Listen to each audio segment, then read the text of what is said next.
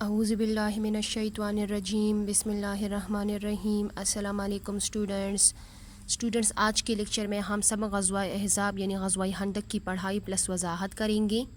تو اسٹوڈنٹس آپ لوگ کتاب کے صفحہ نمبر 80 صفحہ کو نکال دیں۔ آج کے لیکچر میں ہم غزوہ خندق کی پڑھائی پلس وضاحت کریں گے، یعنی غزوہ خندق کی جو لڑائی ہے اس کے بارے میں ہم پڑھیں گے۔ یعنی اسٹوڈنٹس پہلے آپ لوگوں کو میں یہ بتاؤں گی کہ غزوہ خندق کی جو لڑائی تھی یہ کیوں پیش آئی۔ یعنی اسٹوڈنٹس جب غزوہ احد کی غیر فیصلہ کن لڑائی کے بعد جو کفار مکہ تھے، جو مکہ کے کافر تھے، انہوں نے ایک مرتبہ پھر مدینہ کی یہودیوں سے مل کر، یعنی ان کے ساتھ مل کر 5 سن ہجری میں 24,000 لشکر کے ساتھ مسلمانوں پر ایک مرتبہ پھر حملہ کیا۔ کفار مکہ یعنی مکہ کے جو کافر تھے مسلمانوں کی بڑھتی ہوئی طاقت سے خوفزدہ تھے۔ انہیں یقین تھا، انہیں علم تھا کہ مدینہ میں مسلمانوں کی زبردست طاقت ان کی تجارتی قافلوں کے لیے ایک مستقل خطرے کا باعث بن جائے گی۔ تو اس لیے یہودیوں نے قریش مکہ کے ساتھ مل کر مسلمانوں پر حملہ کرنے کی سازشیں شروع کر دیں، اور اسی طرح اسٹوڈنٹس غزوہ خندق کا واقعہ پیش آیا۔ اچھا اسٹوڈنٹس، اس غزوہ کے 2 نام مشہور ہیں، ایک غزوہ احزاب اور دوسرا غزوہ خندق۔ اس غزوہ میں کفار مکہ نے عرب کے بہت سے قبائل جمع کر کے مسلمانوں پر حملہ کیا تھا۔ یعنی غزوہ خندق میں مکہ کے جو کافر تھے انہوں نے عرب کے بہت سے قبائل جمع کر کے مسلمانوں پر حملہ کیا تھا۔ حزب عربی زبان میں گروہ یا قبیلے کو کہتے ہیں۔ یہ عربی اس لیے اس کا نام غزوہ احزاب پڑ گیا کیونکہ اس میں بہت سے قبائل یا گروہ جمع تھے۔ یہ جو حزب ہے یہ عربی زبان کا لفظ ہے، غزوہ حزب اس لیے اس کا رکھا گیا کیونکہ اسٹوڈنٹس اس میں بہت سے قبیلے جو تھے اور بہت سے گروہ اس میں جمع ہوئے تھے۔ اس کا دوسرا نام غزوہ خندق ہے۔ کیوں خندق اس کو کہتے ہیں؟ کیونکہ اس غزوہ میں، اس لڑائی میں مسلمانوں نے اپنے دفاع کے لیے مدینہ منورہ کے ارد گرد خندق کھودی تھی، تو اس لیے اس کو غزوہ خندق بھی کہتے ہیں۔ اچھا، اب نیکسٹ پیراگراف جو ہے، ٹاپک جو ہے وہ کیا ہے؟ غزوہ پس منظر۔ اب ہم پس منظر کے بارے میں پڑھتے ہیں، غور سے دیکھیں، فرسٹ نمبر لائن پہ فنگر رکھ دیں۔ غزوہ احد کی خونریز جنگ کے بعد مسلمانوں کو بہت سی مشکلات کا سامنا کرنا پڑا۔ کس غزوہ کے بعد؟ غزوہ احد کی خونریز جنگ کے بعد مسلمانوں کو بہت سے مشکلات کا سامنا کرنا پڑا۔ یہودیوں نے قریش مکہ کے ساتھ مل کر مسلمانوں کے خلاف سازشیں کرنا شروع کر دیں۔ یہودی قبیلہ بنو نذیر کا سردار جو تھا، انہوں نے کیا کیا؟ انہوں نے یہودیوں کی کئی سرداروں کے ساتھ لے کر قریش مکہ کے پاس گیا اور ان کو مسلمانوں پر حملہ کرنے کی ترغیب دی اور اپنی مدد کا یقین دلایا۔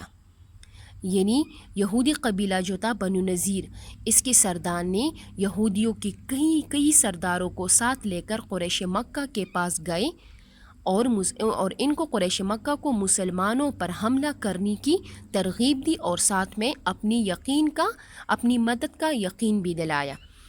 اس کے علاوہ مدینہ کی یہودی قبیلہ بنو قریظہ کے سردار جو تھے کعب بن اسد نے بھی قریش مکہ کا ساتھ دینے کا وعدہ کر لیا۔ یوں تقریباً 10,000 کافروں کا لشکر مدینہ کی طرف روانہ ہوا۔ 10,000 یعنی 10,000 کی بات ہو، یعنی کافروں کی جو تعداد تھی وہ کتنی تھی؟ 10,000 تھی۔ تو 10,000 کافروں کا لشکر مدینہ کی طرف روانہ ہوا۔ اس لشکر میں ان کے ساتھ 300 گھوڑے اور 1,000 اونٹ بھی شامل تھے۔ یعنی کافروں کی تعداد کتنی تھی غزوہ خندق میں؟ 10,000 تھی، اور ان کے ساتھ 300 گھوڑے بھی تھے اور 1,000 اونٹ بھی تھے۔ اچھا اسٹوڈنٹس، اب کتاب کے صفحہ نمبر 81 پہ آ جائیں۔ نیکسٹ ٹاپک جو ہے مسلمانوں کی تیاری۔ جب نبی کریم صلی اللہ علیہ وآلہ وسلم کو کفار مکہ کی مدینہ منورہ پر حملہ کرنے کا علم ہوا تو آپ صلی اللہ علیہ وآلہ وسلم نے کفار کا مقابلہ کرنے کے لیے صحابہ کرام رضی اللہ تعالیٰ عنہ سے مشورہ کیا۔ یعنی جب ہمارے پیارے نبی کریم صلی اللہ علیہ وآلہ وسلم کو یہ معلوم ہوا کہ مکہ کے جو کافر ہیں وہ مدینہ منورہ پر حملہ کرنے کے لیے آ رہے ہیں، حملہ کرنے کا ارادہ کیا ہے، ٹھیک ہے، تو ہمارے پیارے نبی کریم صلی اللہ علیہ وآلہ وسلم نے کفار کا مقابلہ کرنے کے لیے کس سے مشورہ کیا؟ صحابہ کرام رضی اللہ تعالیٰ عنہ سے مشورہ کیا۔ بعض صحابہ کرام رضی اللہ تعالیٰ عنہ نے رائے دی کہ مدینہ سے باہر جا کر کفار کا مقابلہ کرنا چاہیے۔ یعنی بعض صحابہ کرام نے کیا مشورہ دیا کہ ہم مدینہ سے باہر جا کر ہم کفار کا مقابلہ کریں گے۔ حضرت سلیمان فارسی رضی اللہ تعالیٰ عنہ کا تعلق چونکہ ایران سے تھا اور وہ لوگ خندق کود کر مقابلہ کرتے تھے۔ انہوں نے مشورہ دیا کہ مدینہ کے ارد گرد خندق کودی جائے۔ نبی کریم صلی اللہ علیہ وآلہ وسلم کو یہ مشورہ اچھا لگا۔ یہ مشورہ کس نے دیا؟ حضرت سلیمان فارسی رضی اللہ تعالیٰ عنہ نے دیا۔ وہ لوگ کیا کرتے تھے؟ وہ حضرت سلیمان فارسی رضی اللہ تعالیٰ عنہ وہ ایران سے تعلق رکھتے تھے اور وہ لوگ خندق کود کر مقابلہ کرتے تھے۔ تو جب حضرت سلیمان فارسی رضی اللہ تعالیٰ عنہ نے ہمارے پیارے نبی کریم صلی اللہ علیہ وآلہ وسلم کو کیا مشورہ دیا کہ مدینہ کے ارد گرد خندق کودی جائے، تو ہمارے پیارے نبی کریم صلی اللہ علیہ وآلہ وسلم کو یہ مشورہ اچھا لگا۔ چنانچہ مسلمانوں نے مدینہ کے شمال میں واقع ایک پہاڑ پھر ہمارے پیارے نبی کریم صلی اللہ علیہ وآلہ وسلم نے مسلمانوں کو حکم دیا، تو مسلمانوں نے مدینہ کے شمال میں ایک پہاڑ کے آگے خندق کودنا شروع کر دی۔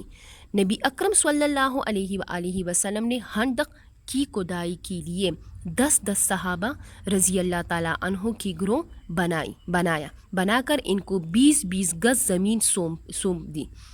خندق کی چوڑائی اور گہرائی تقریباً 15 یعنی 15 فٹ اور لمبائی تقریباً 4 میل تھی۔ اچھا، پھر اس کے بعد جب صحابہ کرام رضی اللہ تعالیٰ عنہ خندق کی کھدائی کر رہے تھے تو اس وقت ایک بڑی چٹان درمیان میں آ گئی جو ٹوٹ نہیں رہی تھی۔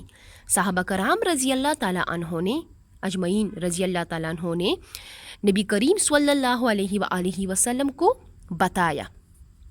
آپ صلی اللہ علیہ وآلہ وسلم نے کدالی کی ضرب لگائی تو چٹان جو تھی وہ ٹوٹ گئی۔ اس وقت آپ صلی اللہ علیہ وآلہ وسلم نے مسلمانوں کو ملک شام، فارس اور یمن کی فتح کی خوشخبری سنا دی۔ خلفائے راشدین کے دور میں یہ تینوں ملک فتح ہو گئے اور حضور کریم صلی اللہ علیہ وآلہ وسلم کی پیشگوئی سچ ثابت ہوئی۔ تو اسٹوڈنٹس، یہاں تک آپ لوگوں نے نشان لگائی۔ آج کے لیکچر میں اسٹوڈنٹس غزوہ خندق کی جو پڑھائی تھی ہم نے یہاں تک کی۔ تو آج کے لیے اسٹوڈنٹس اتنا کام کافی ہے۔